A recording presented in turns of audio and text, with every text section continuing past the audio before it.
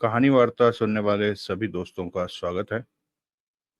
मैं आपका दोस्त विक्रम एक बार फिर से लेकर आया हूं आपके लिए केकड़ा कहानी। केकड़ा नामक कहानी आज हम सुनेंगे इसका 7वां भाग। क्या बात बनी ना, मैं आपके लिए लेकर आया हूं केकड़ा। क्या करना है केकड़े का। खैर, तो दोस्तों, कहानी अच्छी रोचक जगह पहुंच चुकी है। रतनचंद को देवराज चांद मारना चाहता है, आरडीएक्स बचाने आ गए हैं। एक गेम आरडीएक्स ने लगाई, एक गेम देवराज चांद ने लगा दी। अब देखते हैं आगे बाकी की बातें। हमेशा की तरह एपिसोड के एंड में शुरू करते हैं केकड़ा पार्ट 7। अगर हम काशीनाथ की बातों पर विश्वास करें तो ये बात सामने आती है कि कोई रतनचंद का चेहरा इस्तेमाल कर रहा है। राघव और एक्स्ट्रा धर्मा को देखने लगे। वो बंगले पर आ चुके थे और कमरे में पहुंचते ही धर्मा बोला, यह हैरानी वाली बात है कि कोई रतनचंद का चेहरा इस्तेमाल कर रहा है।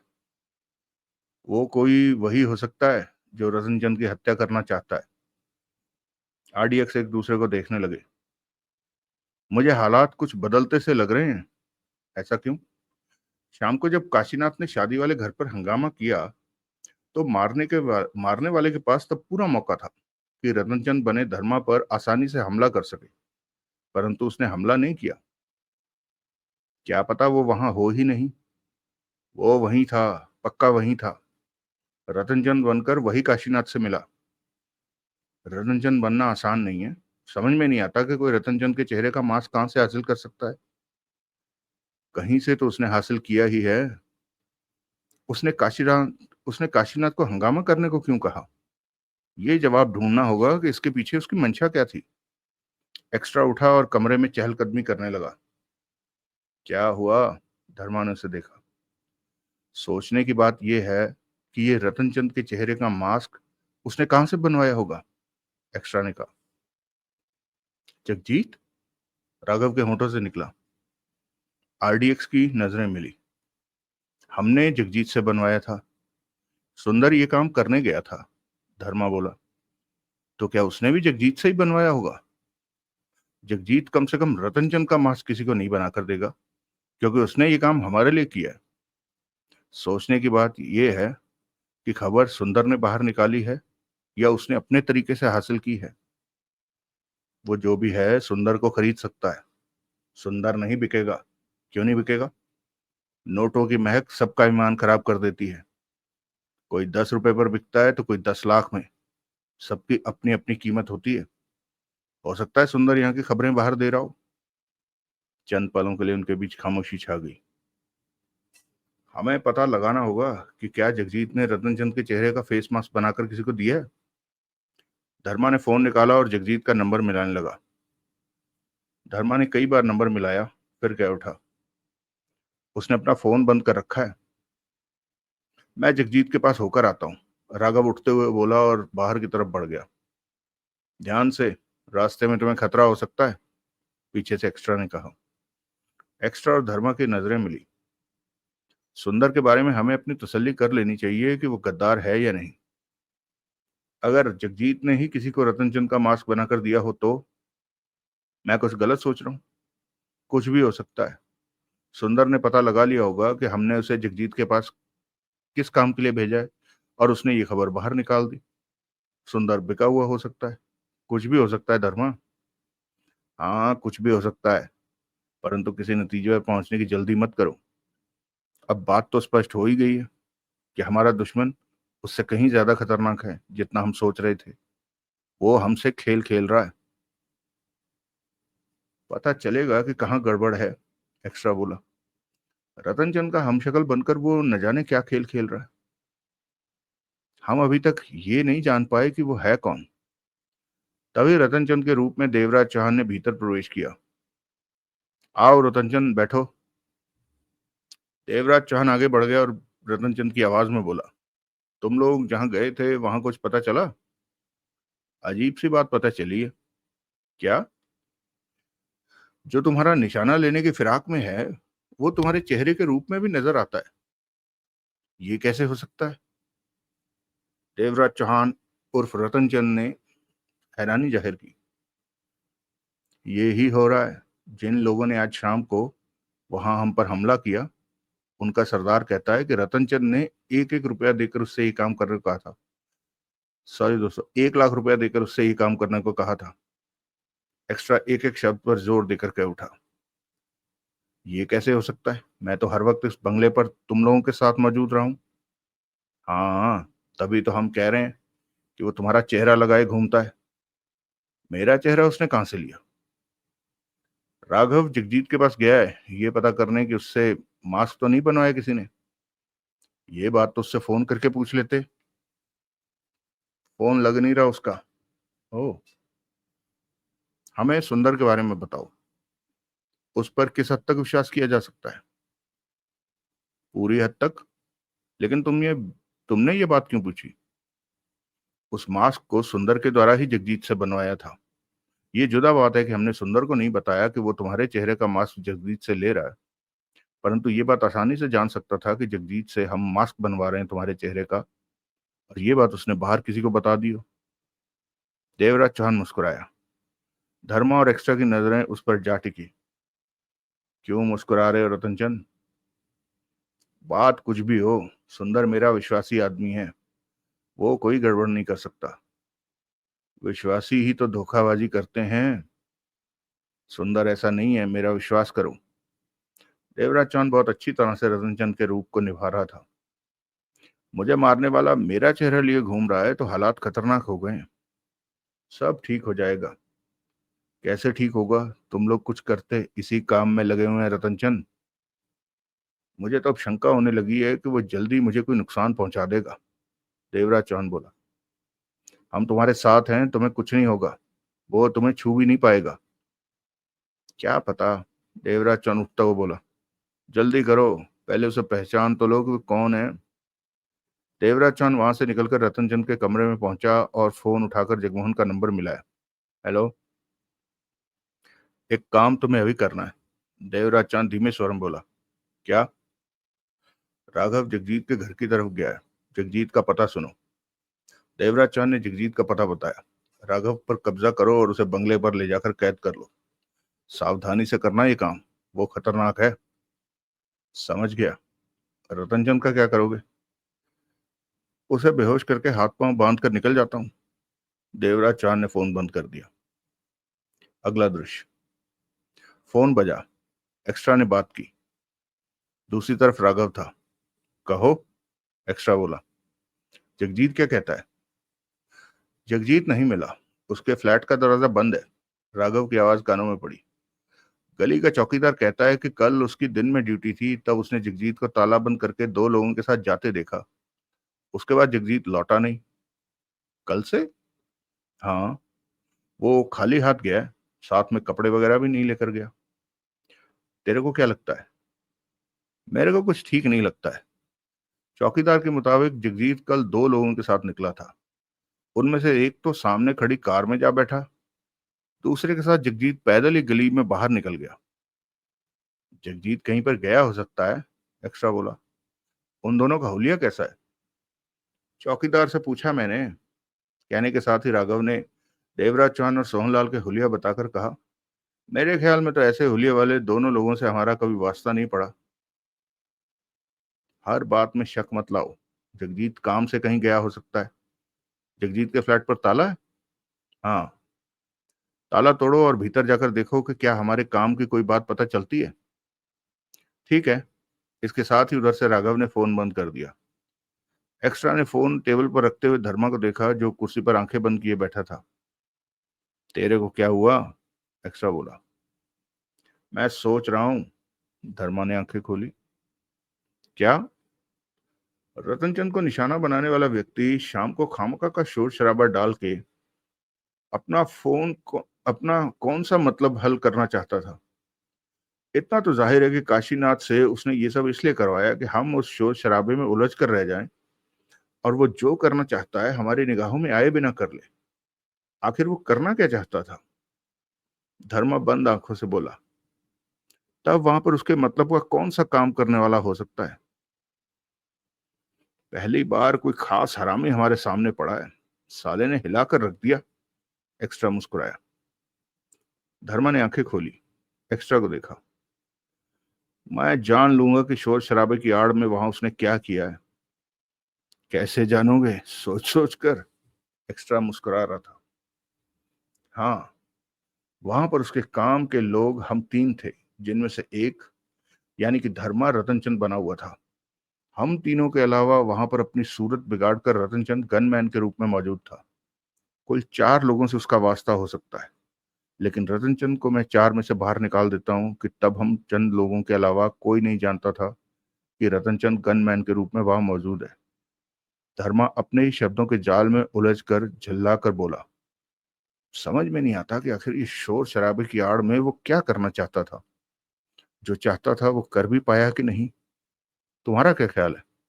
उसने वो कर लिया होगा जो वो चाहता होगा? क्या पता। एक्स्ट्रा ने गहरी सांस ली, क्योंकि हमें नहीं पता कि वो क्या करना चाहता था और उस काम के लिए उसे कितना वक्त मिला होगा। लेकिन इतना तो जाहिर है कि वो कुछ खास करना चाहता होगा, तभी उसने वहां पर शोर शराबे का ड्रामा करवाया।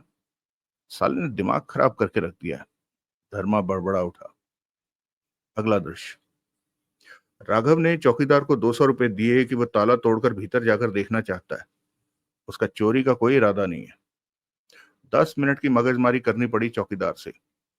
अंत में चौकीदार ने वार्निंग के तौर पर राघव को समझा दिया कि अगर भीतर का माल लेकर बाहर निकले तो वो उसे छोड़ेगा नहीं।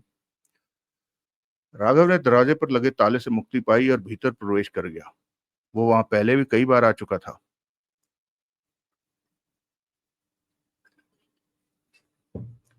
बहरहाल वो ये बात चेक करने लगा कि जगजीत ने उन्हें रतनजन का मास्क देने के बाद क्या एक और मास्क बनाकर किसी और को दिया। तभी उसकी निगाह सामने ही छोटे से टेबल पर पड़ी वहां रतनचंद की दोनों तस्वीरें रखी हुई थी, जो उन्होंने जगजीत के चेहरे की पहचान के लिए भेजी थी कि इस चेहरे का मास्क बना सके। राघव ने दोनों कमरों की अच्छी तरह तलाशी ली, परंतु वो समझ नहीं पाया कि जगजीत ने रतनचंद का मास्क किसी को बनाकर दिया है या नहीं। उसी पल उसने जगजीत का मोबाइल फोन पड़ा देखा। राघव ने फोन उठाकर चेक किया तो वो चार्ज नहीं था। राघव समझ नहीं पाया कि ये मोबाइल फोन जगजीत का है या यूं ही रखा हुआ है। उसने चार्जर तलाशा और मोबाइल फोन को चार्जिंग पर लगाया। अगले ही पल फोन चार्ज होने लगा। राघव ने अपना फोन निकाला और जगजीत का नंबर मिलाया। दूसरे ही पल चार्ज होता फोन बजने लगा। राघव की आंखें सिकुड़ी, होठों के बीच कसाव आ गया। फोन जगजीत का ही था, परंतु वो फोन साथ लेकर नहीं गया था। भारी गड़बड़ है कहीं। ये बात महसूस करने के लिए जगजीत का फोन यहां पड़े होना ही बहुत है। राघव ने एक्स्ट्रा को फोन करके बात की। जगजीत का फोन फ्लैट में रखा हुआ है, मोबाइल फोन। ये कैसे हो सकता है? वो अपना फोन साथ में न ले जाए? एक्स्ट्रा की आवाज कानों में पड़ी। राघव, जगजीत के साथ कोई गड़बड़ हुई है, कोई बड़ी गड़बड़, जो हमसे वास्ता रखती हो। मेरा यहाँ कोई काम नहीं, मैं वापस आता हूँ। हाँ, आ जाओ। राघव ने अपना फोन बंद करके जेब में रखा तो उसके कानों में चलने की आवाज पड़ी। अगले ही पल दरवाजे पर जगमोहन दिखा। दोनों की नजरें मिली। क्यों भाई? जगमोहन कह उठा, तुम यहाँ क्या कर रहे हो? मैंने क्या करना है? राघव ने अपने को संभाला। यही तो पूछ रहा हूँ कि तूने ताला क्यों तोड़ा, इस तरह भीतर क्यों आया? तुम्हें किसने कहा कि मैंने ताला तोड़ा? बाहर बैठे चौकीदार ने। तूने उसको 200 रुपए दिए और मैंने 500। उसने सारी बातें बाहर कर दी। राघव के माथे पर बल उभरे। तुम हो कौन? जगमोहन। मेरा मतलब है कि पड़ोसी हो या जगजीत के दोस्त हो कि पड़ोसी कभी 500 रुपये खर्च नहीं करेगा। तो जगजीत के दोस्त हो? मैं भी उसका दोस्त। तभी जगमोहन आगे बढ़ा और राघव के करीब आ पहुंचा। जो ताला तुमने तोड़ा है वो कल ही मैंने लगाया था। तुमने? राघव चौंका। हाँ, मैंने। जगमोहन मुस्कुराया। तो क्या जगजीत कल तुम्हारे साथ गया था? हाँ। कहाँ है वो? उसका मोबाइल फोन यहाँ पड़ा है। वो जहाँ है वहां उसे मोबाइल फोन की जरूरत नहीं है। कहाँ है? राघव के चेहरे पर अजीब से भाव उभरे। जगमोहन ने फुर्ती से रिवॉल्वर निकाली और राघव के पेट से नाल लगाते हुए कहा, मेरी कैद में। राघव एकाएक सतर्क नजर आने लगा। दोनों की नजरें मिली। तुमने रिवॉल्वर क्यों निकाली? तुम्हें लेने ही आया हूं। मुझे लेने? राघव कोई मौका ढूंढ रहा था जगमोहन पर हमला करने का। तेरे को जगजीत सिंह से मिलाता हूं, चलेगा? मेरे पास तेरी दिलचस्पी का एक और सामान भी है। और सामान? चलेगा तो दिखाऊंगा, लेकिन यहां नहीं बताऊंगा। जगमोहन मुस्कुराकर खतरनाक स्वर में बोला। तुम हो कौन? वही जिसके बारे में शायद तुम लोग अभी तक जान नहीं सके। हमने ही रतनचंद की हत्या की सुपारी ली है। यही वो पल थे कि राघव ने बिजली की फुर्ती से तेजी से उसके रिवॉल्वर वाले हाथ को अपने पेट से हटाते हुए जोरों से झटका दिया।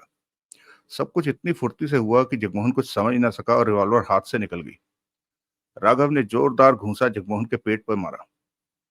जगमोहन पेट थामे दोहरा होता चला गया, परंतु सब कुछ भूलकर उसी क्षण झुके सिर से उसने सांड की तरह राघव के पेट में मारा तो राघव के पांव उखड़ गए और वह नीचे आ गिरा। जगमोहन फुर्ती से झपटा और नीचे पड़ी रिवॉल्वर उठा ली। पेट में भी दर्द हो रहा था। घूंसा बहुत ठिकाने पर पड़ा था। पीड़ा की लाली चेहरे पर आ ठहरी थी। राघव ने अपने आप को संभाला और सीधा खड़ा हुआ। वो, घिसा हुआ हरामी है तू। सुना था आरडीएक्स के बारे में, परंतु मुलाकात अब हुई।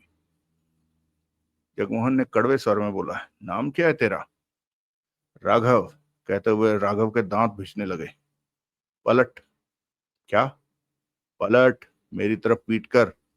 तेरे को बेहोश करके साथ ले चलना है। अगर बेहोश नहीं होना चाहता तो गोली खाना चाहता है तो मुझे कोई एतराज नहीं, तेरी लाश यहीं छोड़ जाता हूँ। अगर बेहोश नहीं होना चाहता और गोली खाना चाहता है तो मुझे कोई एतराज नहीं, तेरी लाश यहीं छोड़ जाता हूँ। जगमोहन की आवाज में दरिंदगी भर आई। छोड़ूंगा नहीं तेरे को, राघव घूमता हुआ कहर भरे स्वर में बोला। तभी जगमोहन आगे बढ़ा और एक के बाद एक रिवॉल्वर की नाल की चोट राघव के सिर पर की। राघव बेहोश होकर नीचे गिरता चला गया। जगमोहन ने रिवॉल्वर जेब में रखी और बेहोश राघव को उठाकर कंधे पर डाला, फिर बाहर निकलकर चला गया। अगला दृश्य। काफी देर से राघव का फोन नहीं आया तो धर्मा ने राघव को फोन किया। दूसरी तरफ बेल बजती रही, परंतु राघव ने बात नहीं की। राघव बात क्यों नहीं कर रहा? धर्मा परेशान सा कह उठा। शायद वो कहीं पर व्यस्त हो और बात ना कर पा रहा हो, उलझन में फंसे एक्स्ट्रा ने कहा। ऐसी भी क्या व्यस्तता? धर्मा के माथे पर बल पड़े। वो मुसीबत में हो सकता है। मुसीबत? हाँ, जगजीत के फ्लैट में किसी तरह कोई पंगा हो गया हो। वहां भला क्या पंगा होगा? एक्स्ट्रा के होंठों से निकला। कुछ हो सकता है, वरना राघव। जल्दी मत सोचो, इंतजार करो। मेरे ख्याल में राघव कुछ ही देर में फोन करेगा। धर्मा ने कुछ नहीं कहा। चेहरे पर परेशानी भरी थी। अगला दृश्य। जगमोहन ने बंगले के एक कमरे में राघव को लिटाया। वो बेहोश था, परंतु अब कभी भी होश में आ सकता था।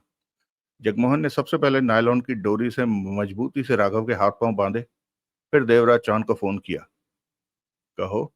देवराज चौहान की आवाज कानों में पड़ी। काम हो गया, राघव को बंगले पर ले आया हूं, जगमोहन ने कहा। गुड।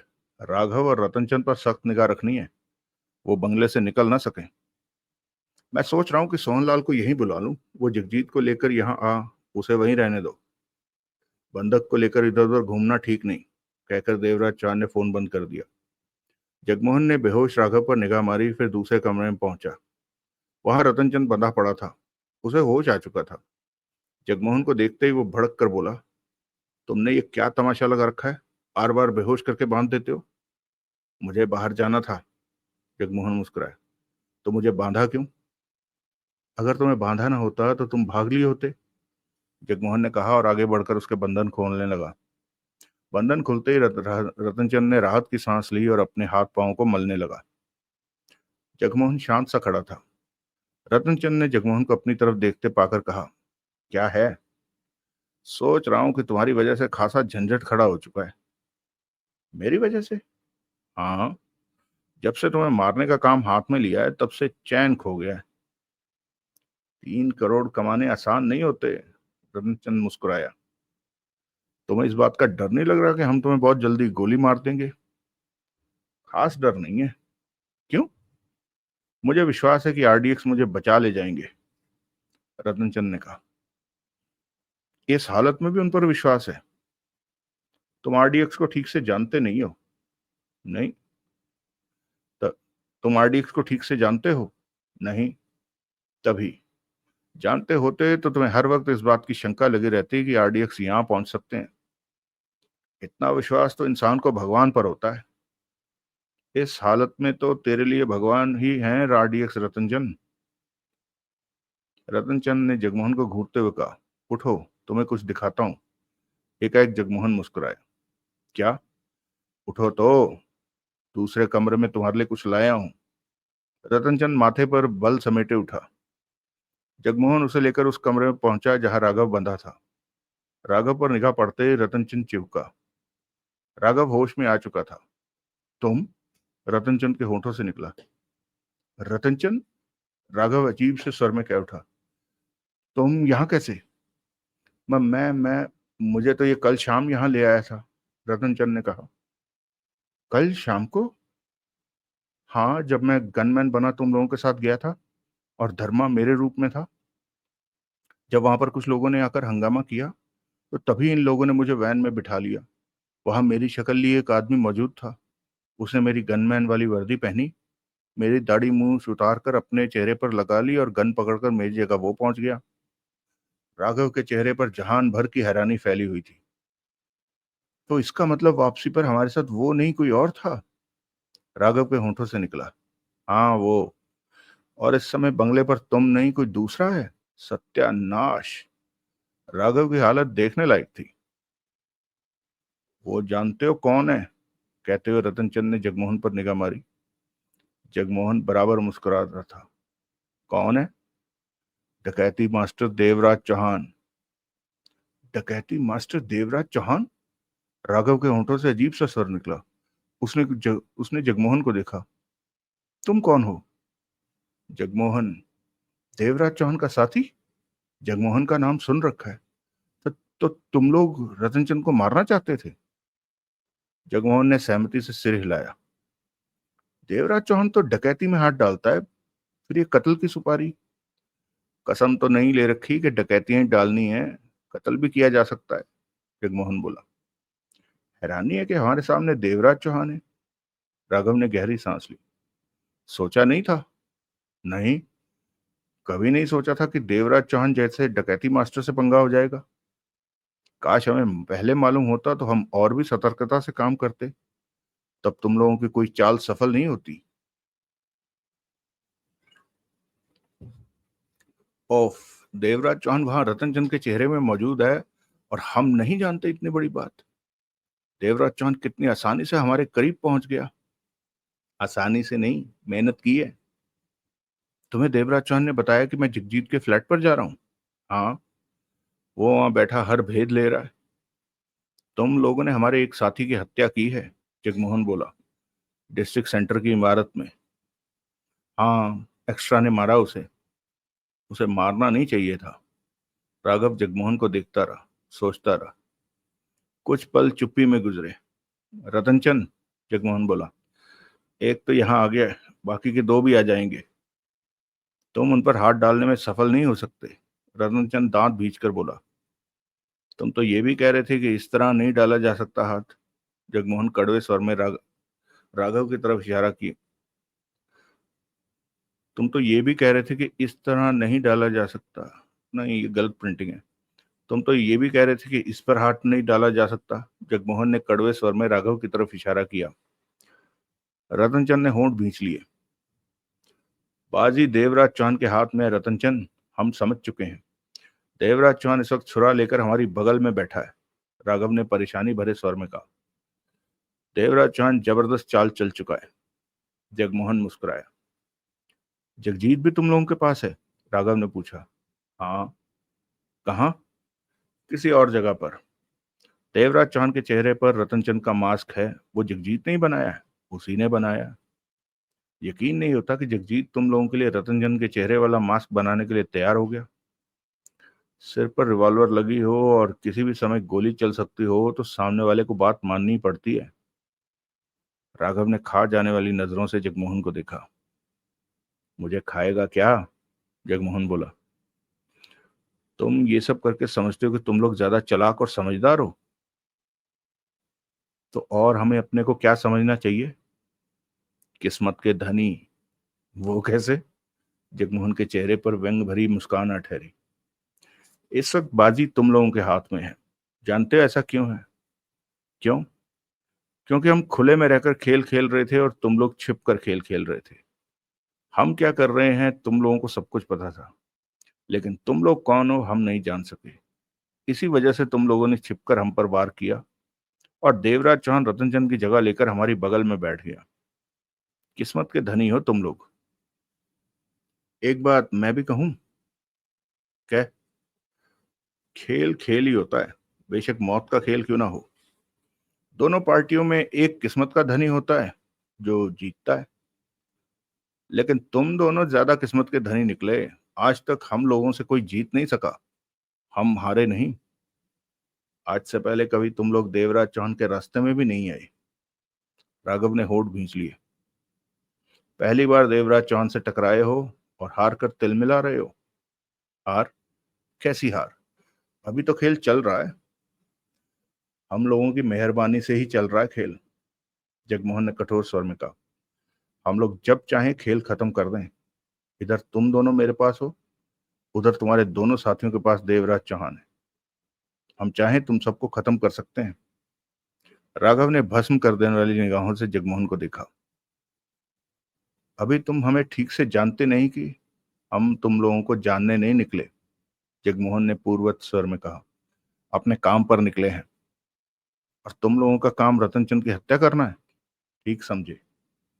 तो अपना काम निपटा क्यों नहीं रहे? रतनचंद को कैद क्यों करके रखा हुआ है? इसलिए कि देवराज चौहान पहले ये जानना चाहता है कि तुम लोगों को कौन हमारी खबरें दे रहा है। देवराज चौहान को गड़बड़ लग रही है, लेकिन समझ नहीं पा रहा कि गड़बड़ कहाँ है। मैं बता चुका हूं कि खबरें केकड़ा दे रहा है, रतनचंद बोला। और केकड़ा है कौन? ये तो हम भी नहीं जानते। यही जानने के लिए देवराज चौहान उस बंगले में रतनचंद बनकर बैठा है, जगमोहन ने कहा। इस बात का पता लगते ही रतनचंद तेरे को तो टपका दिया जाएगा। रतनचंद सूखे होंठों पर जीभ फेरी। राघव के होंठ भिज गए। तुमने 3 करोड़ में रतनचंद की हत्या की सुपारी ली है। राघव कह उठा। जान बचाने के लिए रतनचंद 5 करोड़ तुम्हें दे सकता है। जगमोहन मुस्कुराया। मंजूर? मुंह बंद रख। थोड़ी बहुत मेहरबानी तो मैं धंधे में कर लेता हूं, लेकिन धोखाधड़ी नहीं। जगमोहन कह उठा। जिसने मेरी हत्या की सुपारी दी है तुम उससे मिले हो? रतनचंद ने जगमोहन से पूछा। हाँ। कौन है वो? उसका नाम तो बता सकते हो। अब तो मैं तुम्हारी कैद में हूं और कभी भी मेरी जान ले सकते हो। चिंता मत कर रतनचंद, जगमोहन कड़वे स्वर में बोला। तेरे को मारने से पहले तेरे को उसके बारे में जरूर बताएंगे। अब बहुत बातें हो चुकी हैं, चल दूसरे कमरे में तेरे हाथ पांव बांध कर। खाने को कुछ नहीं दोगे? रतनचंद ने गहरी सांस लेकर कहा। कल दूंगा, आज तो मेरे पास खाने को कुछ नहीं है। जो एक्स्ट्रा के हाथों मरा था वो कौन था? तुम्हारा ही साथी था? राघव ने पूछा। वो उसका बंदा था जिसने रतनचंद की हत्या की सुपारी दी थी। तभी जगमोहन की जेब में पड़ा फोन बजा। जगमोहन ने फोन निकाला। वो राघव का फोन था। तेरे यार भाई तेरे से बात करने को परेशान हो रहे हैं। जब तेरे को यहाँ ला रहा था तो रास्ते में ये बहुत बार बज रहा था। राघव के दांत भिज गए। बात कर लेने दे इसे, रतनचंद कह उठा। इसके बात करते हमारा खेल खत्म हो जाएगा। ये अपने साथियों को पहली बात ये बताएगा कि बंगले में मौजूद रतनचंद रतनचंद नहीं, डकैती मास्टर देवराज चौहान है। ऐसा होते ही बाजी पलट जाएगी। जगमोहन रतनचंद को लेकर कमरे से बाहर निकला। पीछे से राघव की आवाज आई। मेरे को क्या रात भर इसी तरह बांधोगे? जगमोहन ने उसकी बात का जवाब नहीं दिया और दूसरे कमरे में ले जाकर रतनचंद को बांधा। तुम मुझे राघव के पास ही बांध देते, रतनचंद बोला, ताकि तुम दोनों एक दूसरे को खोल दो। हमारे हाथ तो बंधे हैं, हम कैसे दांतों से एक दूसरे के बंधन खोल सकते हो? उसके बाद मेरा बिस्तरा गोल करोगे? चुपचाप यहीं पड़ा रहे। जगमोहन रतनचंद को बांध कर निकला। उसका इरादा अब कॉफी पीने का था। तभी पुनः फोन बजा। राघव वाला फोन ही था। जगमोहन ने फोन निकाला, सोचा, फिर कॉलिंग स्विच दबाकर बात की। यारों का दिल नहीं लग रहा यार के बिना, जगमोहन व्यंग भरे स्वर में कह उठा। एकाएक फोन पर चुप्पी चुप्पी छा गई।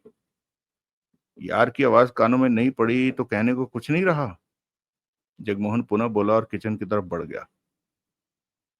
कौन हो तुम? पहले तुम बताओ, धर्मा हो या एक्स्ट्रा? धर्मा। इस बार धर्मा की आवाज में कठोरता आई। तुम्हारा यार मेरे रहमो करम पर है, हाथ पांव बांध कर एक तरफ डाल रखा है उसे। कौन हो तुम? जगजीत भी मेरी कैद में है, जगजीत भी मेरी कैद में है। उल्लू के पट्टे, तू है कौन? अपने बारे में बता। उधर से धर्मा गुस्से से कह उठा, जगमोहन हूं उल्लू के पट्टे। जगमोहन हंसा। कौन जगमोहन? इस वक्त तुम हमसे ही पंगा लिए बैठे हो। ओ, दूसरा नाम भी बताऊं क्या? परेशान हो चुके हो तुम लोग, अपने दुश्मन का नाम नहीं जानते और हवा में तीर तोप यूं ही चलाए जा रहे हो। बोलो, बताऊं क्या? जगमोहन किचन में पहुंचा, कॉफी बनाने लगा। बातों के दौरान कॉफी बनाने लगा। एक हाथ से फोन कान से लगाए रखा था। चेहरे पर गुस्सा भी था और मुस्कान भी। बता। धर्मा की आवाज कानों में पड़ी। डकैती मास्टर देवराज चौहान का नाम सुना है? सुना है। तुम लोग उसी से पंगा लिए बैठे हो। चंद क्षणों के लिए लाइन पर खामोशी छा गई। कोई आवाज नहीं उभरी। मर गया हरामी, जगमोहन बड़बड़ा उठा।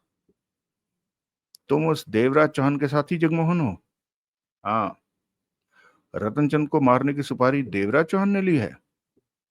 नोट मैंने गिने थे। जगमोहन हंसा। तो छाती ठोक कर क्यों अपने बारे में बता रहे हो? धर्मा का भिजा स्वर कानों में पड़ा। ताकि तूने हमारा जो बिगाड़ना हो बिगाड़ ले। पहले तुम इसलिए हमारे बारे में नहीं जान सके कि सीधा सीधा हमारा वास्ता नहीं पड़ा, बात नहीं हुई। अब बात हुई तो बता दिया कि दिल में जो अरमान हो वो पूरे कर लेना। इतना ही बहादुर है तो अपना पता ठिकाना बता, अभी आ जाते हैं।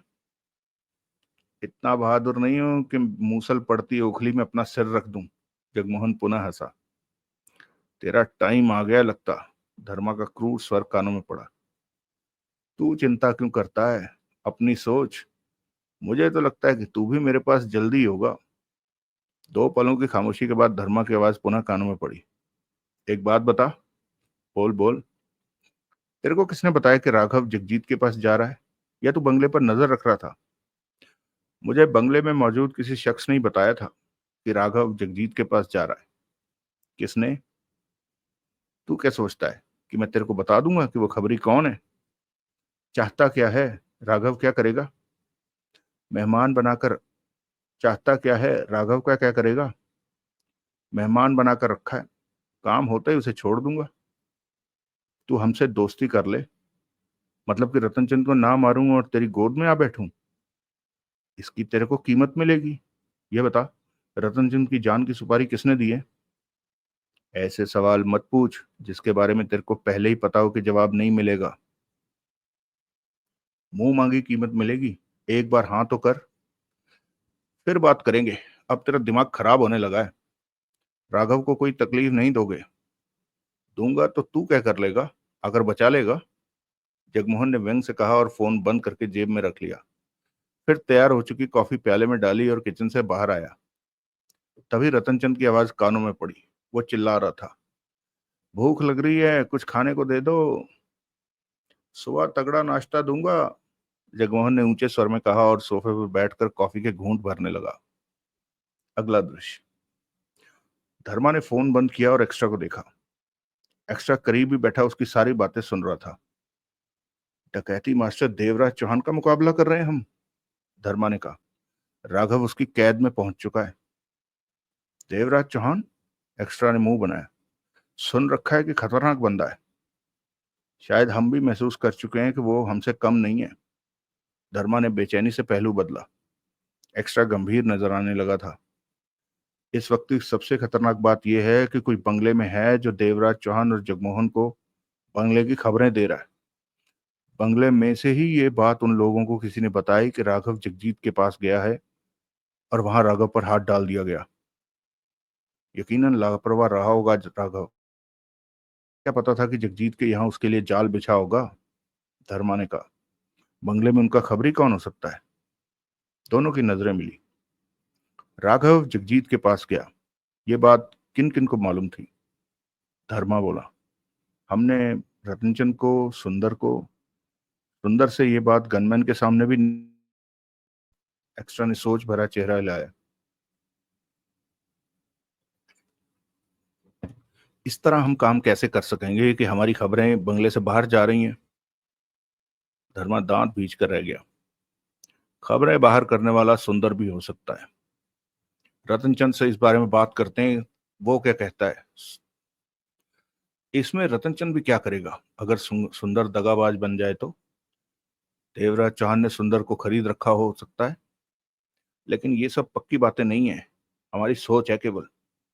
जो भी हो, राघव मुसीबत में जा फंसा है, ये हमारे लिए बड़ी बात है।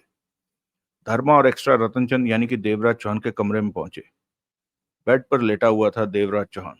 कमरे में 0 वॉट का बल्ब जल रहा था। एक्स्ट्रा ने बड़ी लाइट ऑन की तो देवराज चौहान फौरन उठ बैठा। दोनों को देखा। कोई खास बात? देवराज चौहान की आवाज में शांति के भाव थे। तुम्हारी हत्या डकैती मास्टर देवराज चौहान करना चाहता है, एक्स्ट्रा बोला। क्यों? पल भर के लिए देवराज चौहान अचकचा उठा। देवराज चौहान ने ये देवराज चौहान ने तुम्हारी हत्या की 3 करोड़ में सुपारी ली है। किसने बताई ये बात? जगमोहन ने, जो देवराज चौहान का साथी है। अब देवराज चौहान को समझा कि मामला क्या है। जगमोहन से कैसे बात हो गई तुम्हारी? रतनचंद की आवाज में बोल रहा था देवराज चौहान। राघव देवराज चौहान की कैद में जा पहुंचा है।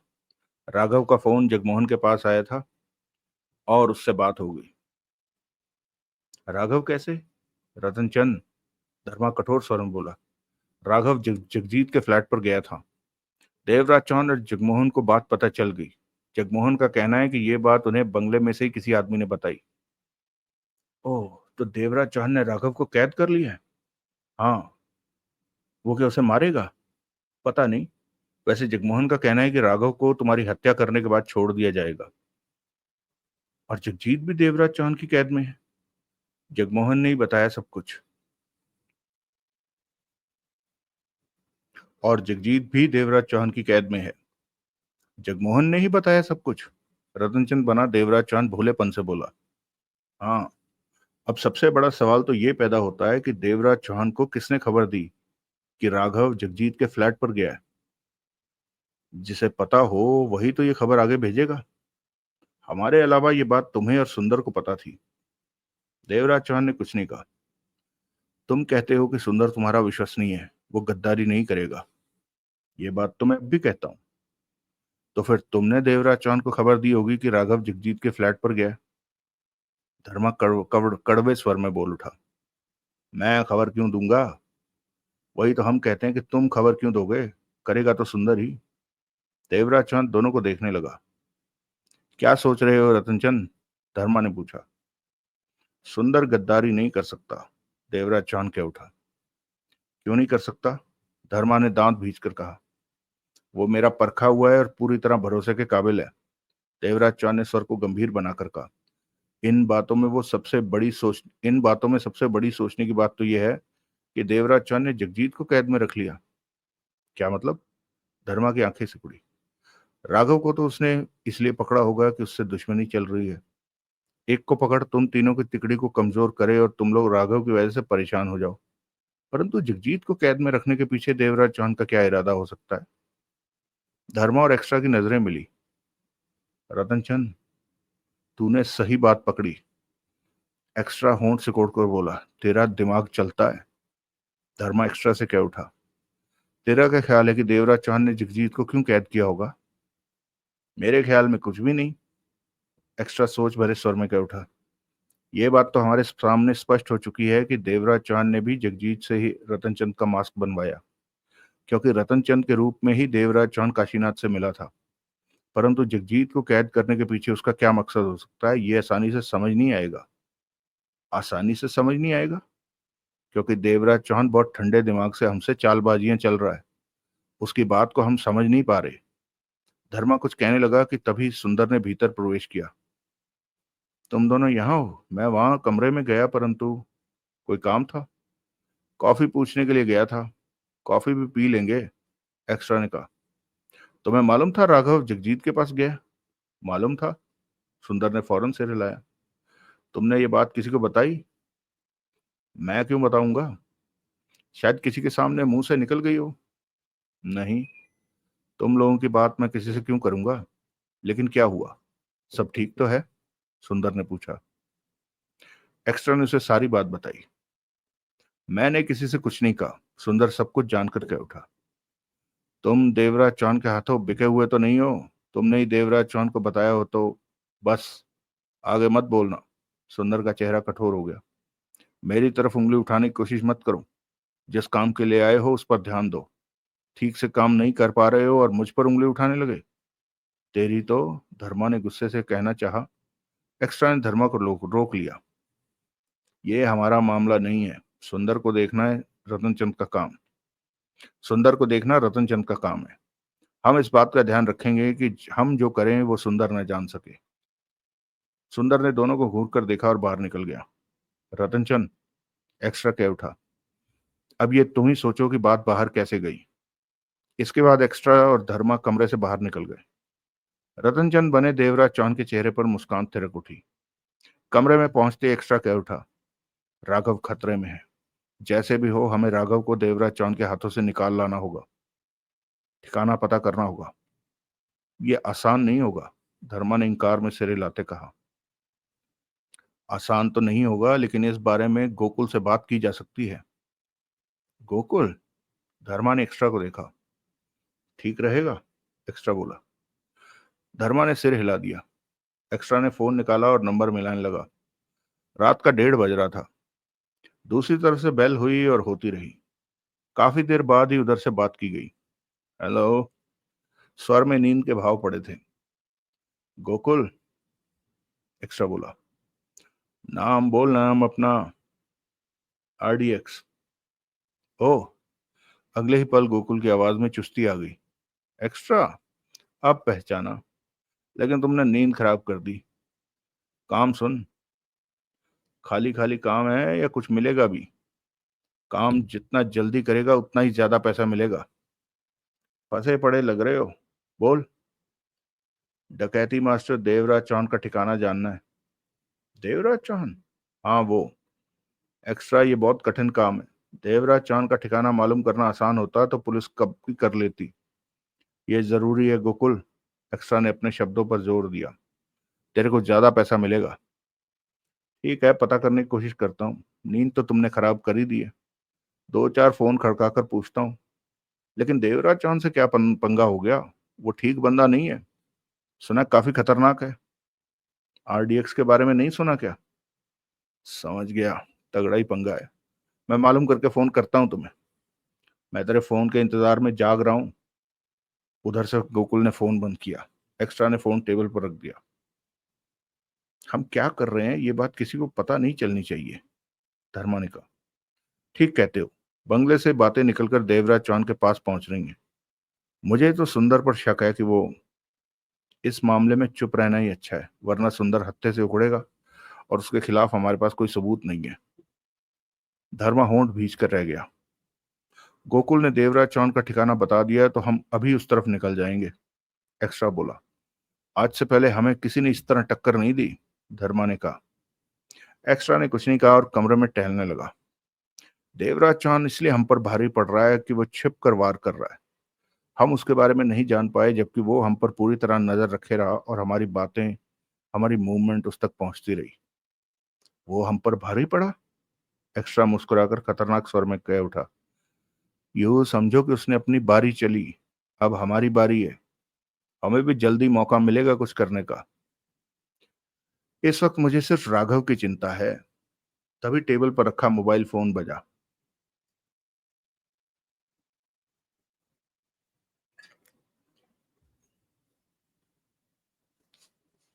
हेलो। एक्स्ट्रा ने फौरन फोन उठाकर बात की। एक्स्ट्रा, गोकुल की आवाज कानों में पड़ी।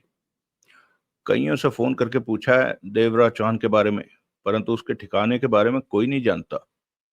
एक ने कहा है कि सोनलाल बता सकता है देवराज चौहान के बारे में। सोनलाल? मशहूर ताला तोड़। बड़े बड़े ताले पलक झपकते ही खोल लेता है। बहुत बार देवराज चौहान के साथ काम कर चुका है वो। कहाँ मिलेगा ये? गोकुल ने सोहनलाल के फ्लैट का पता बता दिया। फिर पूछा, बात क्या है? क्या पंगा हो गया? तूने अभी तक पैसे कमाने वाला कोई काम नहीं किया? एक्स्ट्रा ने कहा। क्या कहता है? तेरे को अभी सोहनलाल के बारे में, देवराज चौहान के बारे में जानना है मुझे।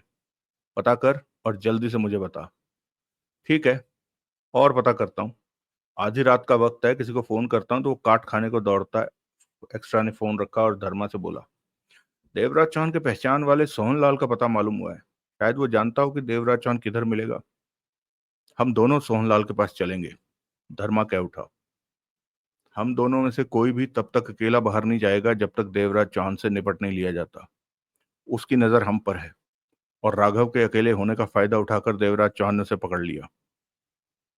सच बात तो यह है कि राघव उस वक्त सतर्क नहीं होगा, एक्स्ट्रा ने कहा। अभी चल, सोहनलाल के पास चलते हैं। अगर सोहनलाल को देवराज चौहान का पता भी हुआ तो हमें उसका ठिकाना क्यों बताएगा वो? धर्मा बोला।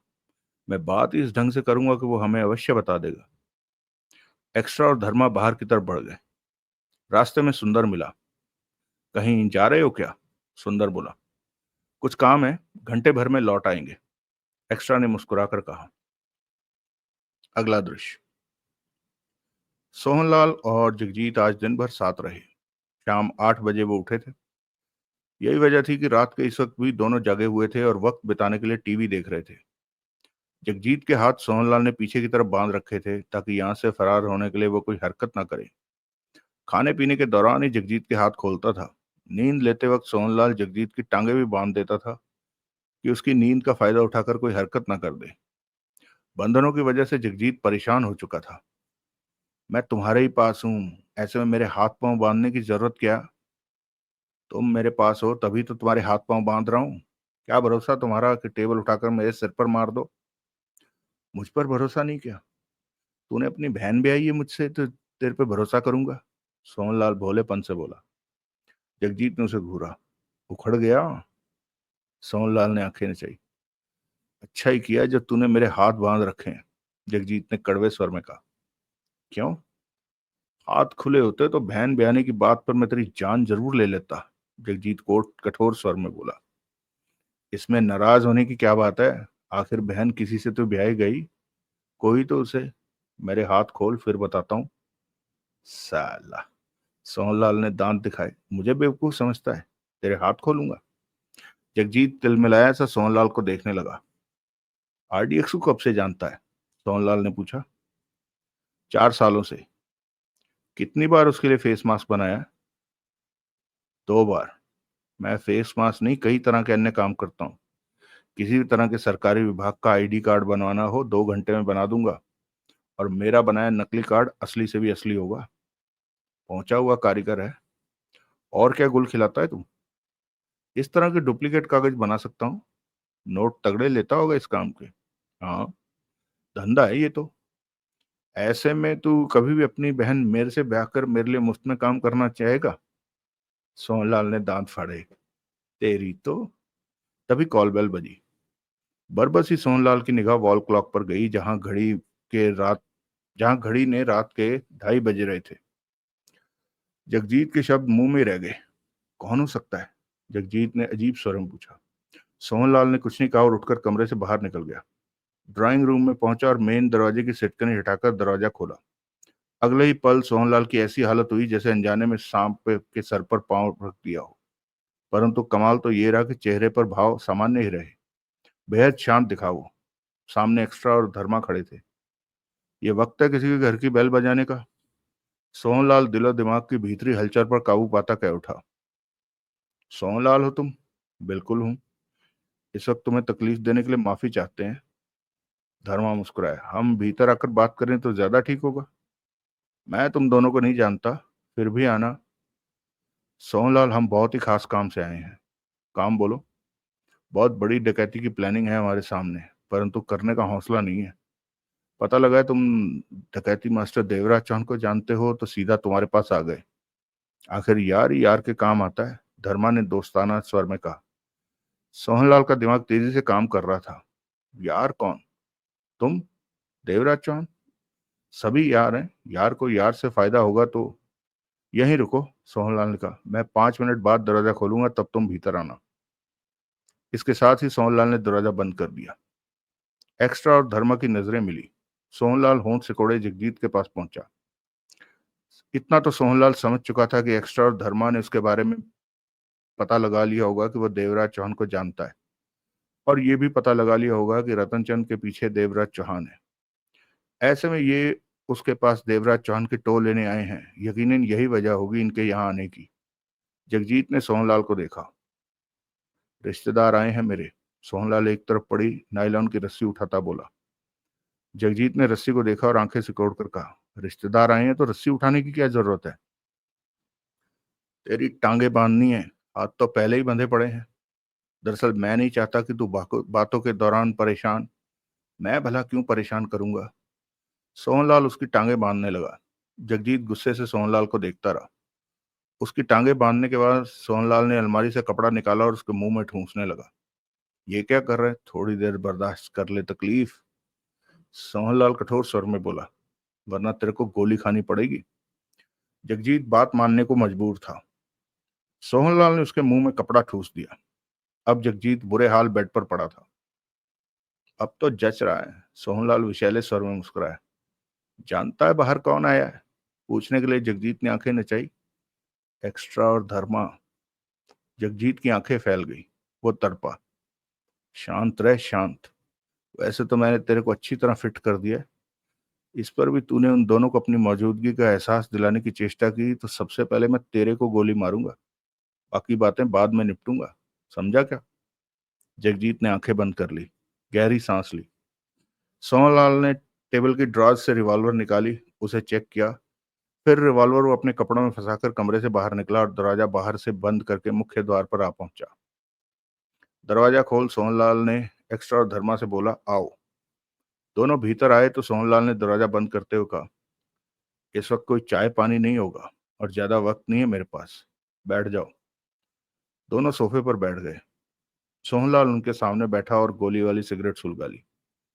जैसा कि तुम्हें बताया है कि हमारे पास एक ऐसी जगह है जहां पर बहुत बड़ी डकैती की जा सकती है, परंतु हमारे पास डकैती करने की हिम्मत नहीं है।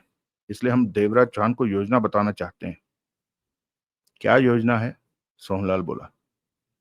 देवराज चौहान को बताएंगे। मेरे पास क्यों आए हो? तुम हमें देवराज चौहान से मिलवा सकते हो, धर्मा ने कहा। सोहनलाल मुस्कुरा पड़ा। ये बात तुमसे किसने कह दी? किसी ने कही है। क्या तुम देवराज चौहान को जानते नहीं? एक्स्ट्रा ने भोलेपन से कहा। जानता हूँ, अच्छी तरह से जानता हूँ। जब भी देवराज चौहान को मेरी जरूरत होती है वो मुझे अपने काम में लेता है, परंतु मेरे पास उसका फोन नंबर भी नहीं है और वो कहाँ रहता है ये भी नहीं पता। ऐसा कैसे हो सकता है? हो नहीं सकता, ऐसा ही है। तुम दोनों को किसी ने गलत कह दिया कि मैं देवराज चौहान को जानता हूँ। सोहनलाल ने कश लिया। फिर बोला, तुम दोनों के नाम क्या है? ये विनोद है, मैं सुरेश। अपना फोन नंबर दे जाओ, 2-4 दिन में देवराज चौहान का फोन आ गया तो तुम्हें फोन कर दूंगा। एक्स्ट्रा और धर्मा की नजरें मिली। यार ये ड्रामा छोड़ो, हमें देवराज चौहान से मिलवा दो, धर्मा ने गहरी सांस लेकर कहा। ड्रामा? सोहनलाल ने धर्मा को घूरा। तुम मेरी बात को ड्रामा कह रहे हो? मेरा मतलब कि तुम हमें देवराज चौहान से पागल तो नहीं हो गए हो? सोहनलाल उखड़ा। जब एक बार कह दिया कि मैं देवराज चौहान के बारे में कुछ नहीं जानता, जब भी देवराज चौहान को जरूरत होती है तो वो फोन पर मुझसे बात कर लेता है। और कोई रास्ता नहीं है देवराज चौहान से मिलने का? मैं क्या तुम लोगों के लिए रास्ते बनाने के लिए बैठा हूँ? सोहनलाल ने मुंह बनाकर कहा। तेरे को बोला कि देवराज चौहान का फोन आया तो उसे बता दूंगा। अपना नंबर दे जाओ। समझा क्या? एक्स्ट्रा धर्मा से बोला। अपना फोन नंबर दे दो। समझदार को इशारा काफी होता है। कल तक ये देवराज चौहान से हमारी बात करा देगा। ओ, अब समझा, धर्मा बोला और फोन फोन नंबर सोहनलाल को नोट करा दिया। अब तुम लोग जाओ। मुझे पूरी आशा है कि तुम लोग कल तक देवराज चौहान से हमारी बात करा दोगे, एक्स्ट्रा ने मुस्कुरा कर कहा। सोहनलाल ने कुछ नहीं कहा। दोनों बाहर निकल गए। सोहनलाल ने दरवाजा बंद किया और दूसरे कमरे में जगजीत के पास पहुंचा। उसने जगजीत के मुंह में फंसा कपड़ा निकाला। जगजीत मुंह खोले गहरी गहरी सांसें लेने लगा। सोहनलाल ने उसकी टांगों के बंधन खोले और फिर कपड़ों में फंसी रिवॉल्वर निकालकर टेबल के दराज में रखी। तभी अपनी सांसों को संभालता जगजीत बोला, एक्स्ट्रा और धर्मा तुम्हारे पास क्या करने आए थे? पूछ रहे थे कि जगजीत गुम हो गया है, मैंने उसे देखा तो नहीं। मजाक मत करो। मैं सोहनलाल कमरे से निकला और फोन उठा देवराज चौहान से संबंध बनाना। कुछ देर बाद सोहनलाल देवराज चौहान को उन दोनों के आने के बारे में बता रहा था। तब देवराज चौहान से उसे पता चला कि राघव जगमोहन की कैद में पहुंच चुका है और खुद रतनचंद बना एक्स्ट्रा और धर्मा के बीच मौजूद है देवराज चौहान। चलिए दोस्तों, आज कहानी को यहीं रोकते हैं, 7वां भाग। अभी तक कहानी जो है वो 2-1 हो गया स्कोर। कल तक 1-1 था ना?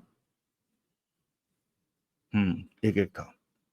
तो पहला गेम किया आरडीएक्स ने देवराज चौहान के सामने मास्क उतारकर। दूसरा गेम किया देवराज चौहान ने इनके सामने डायवर्जन क्रिएट किया और रतनचंद को उठाकर ले गए। आज भी गेम देवराज चौहान के हाथ में है। 2-1 स्कोर हो गया है। देवराज चौहान 2, आरडीएक्स 1। राघव इनके कब्जे में है, देवराज चौहान के।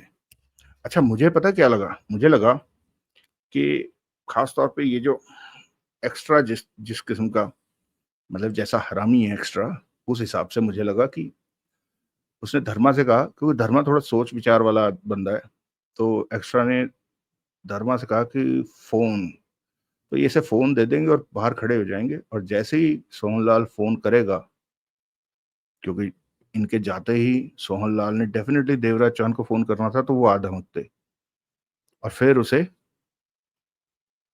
गन पॉइंट पर देवराज चौहान से मिलवाने को कहते। लेकिन वैसा कुछ हुआ नहीं, वो चुपचाप चले गए। हालांकि उन्हें उम्मीद होगी कि कल देवराज चौहान से फोन पर बात करवाएंगे, या सोहनलाल जब निकल कर जाएगा तो ये उसके पीछे जाएंगे, वो वाली ट्रिक अपनानी होगी। यानी थोड़ी सी कमजोरी है लिखने में आरडीएक्स का कैरेक्टर, इसलिए इनका पलड़ा कमजोर है। खैर, होना भी चाहिए। हमारा हीरो तो देवराज चौहान है और वो जीत रहा है, इसी बात की हमें खुशी है। खैर, उम्मीद है दोस्तों आपको ये कहानी पसंद आ रही होगी। 2 एपिसोड ऑलरेडी पब्लिश कर दिए गए हैं और तीसरा भी बहुत जल्दी, ज़्यादा से ज़्यादा 2 घंटे में पब्लिश हो जाएगा। तब तक आप लोगों से रिक्वेस्ट है कि चैनल को ज़्यादा से ज़्यादा सब्सक्राइब करें, कमेंट करें, अपने दोस्त विक्रम का हौसला बढ़ाएं और हमारे चैनल कहानी वार्ता ऑडियो बुक्स को ऐसे ही आगे बढ़ाएं। मिलते हैं फिर अगले एपिसोड में, केकड़ा के भाग 8 में। नेट 100 पन्ने रह गए हैं, तो यानी कम से कम 2 एपिसोड और होंगे दोस्तों इस कहानी के।